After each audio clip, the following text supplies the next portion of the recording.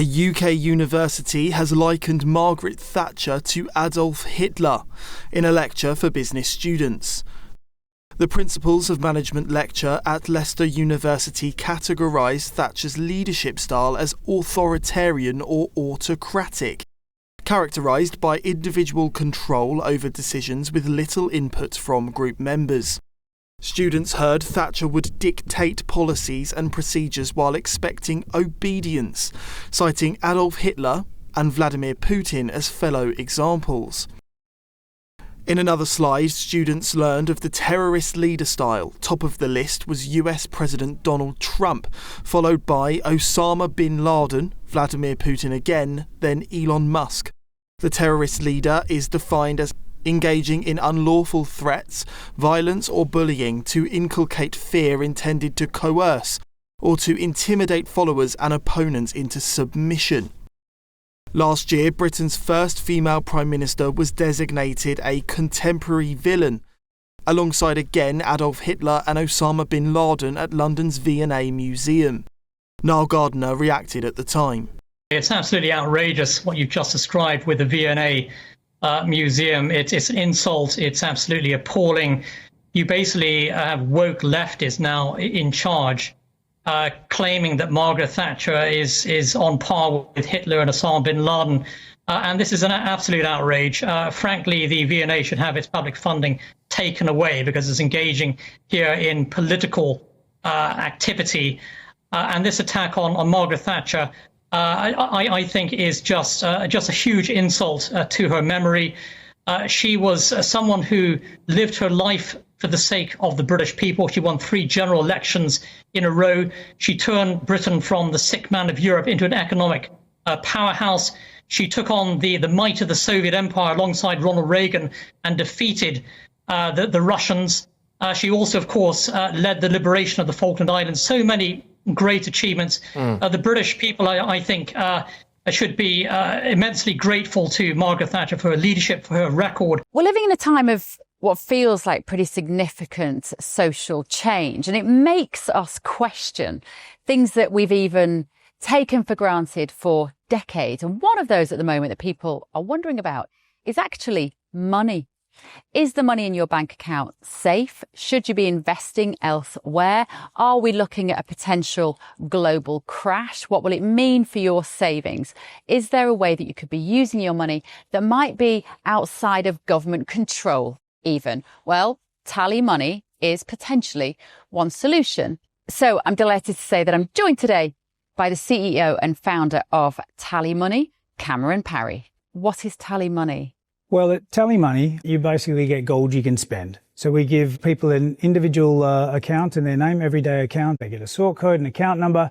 They use that account just like they would pounds from their bank, but it's milligrams of gold that we brand as Tally. Okay. Why would you do that, though? What is the benefit to the customer instead of just having a normal pound sterling account? Gold's performance against the pound is above 11% per annum over the last 25 years on average. But we still need money in our daily lives, and we have savings. We know that it's good common sense and prudent to save up for things, not just living credit. You know, whether it's a holiday or a rainy day, your retirement planning, you need to have money in your life, basically, that you can rely on, that's dependable, that nobody meddles with, that nobody can weaponize against you, which is another element of government control when it's the government currency, which we could talk about another time. And it should be pretty simple and straightforward, and that's what we deliver at Tally. And really, we just want people to feel safe and happy with their money. There was a time when the bigger your bank balance, the more confident you felt. Now it's like, I need to do something with it. I can't leave it there. In Tally, you can. Okay, brilliant. Cameron Parry from TallyMoney, thank you so much. Thank you, Bev.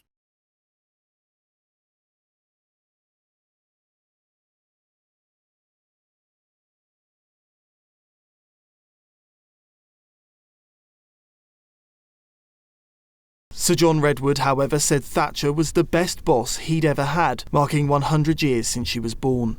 Well, it was the best boss I've ever had, and as you rightly say, she was very cautious quite a lot of the time, and you needed to work very hard to present a really good case, make sure that it all worked, and you needed to know what reactions were going to be to it before she would adopt it. And she would often take your idea and test it out on other people coming to see her about completely different subjects. They didn't know why she'd asked these questions. But we knew, because she said, well, yes, John, I really trust you, but I'm going to make sure this thing hangs together. And you're exactly right about pacing it. I mean, she encouraged me to develop a lot of ideas on how you get private capital and competition into a huge nationalised estate, which was losing us a fortune and costing taxpayers huge bills. And then she wasn't ready to undertake the remedies in the first Parliament, so she didn't do very much. And it was only at the beginning of the second Parliament she said to me, I'm ready now. Would you now So you were instrumental in the privatisation process, advising her in the background. Yeah. And very little happens until 1983, and then the big ones come after that. That's when she was ready, and I think she made good judgment, because she knew that this was bitterly contested. And the unions, as often, were actually quite split on it, but they were very good at articulating hostility. But then when we said, you're going to get free shares, and you're going to be able to have pay rises because you're going to generate more cash and do things that private sector businesses can do, and you're going to have a load of extra capital. And then quite a lot of union members actually saw this made a lot of sense. And it's the bringing together of a clear ideology. She knew where she wanted to end up, but she wasn't too worried about how she got there. Is that fair? Well, usually. But she was in power or in office as leader of the opposition as well for a long time. And her thinking evolved. Of course it did. She was a clever woman who wanted to listen to other people who knew things she didn't know. She was very good at listening to advice. She would argue very strongly with you because she wasn't going to put up with anything that wasn't thought through or sloppy. So quite a few people came in and got dispatched quite quickly.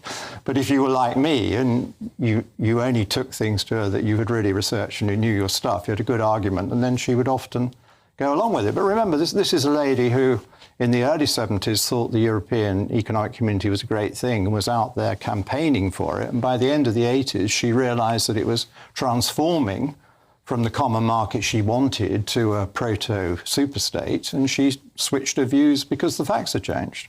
And she had a very small team around her. You were one of a small number. There wasn't a great... No. In the middle period when I was in Downing Street, there were 3 senior staff members. We were all full-time civil servants. I was head of policy dealing with what the government was doing.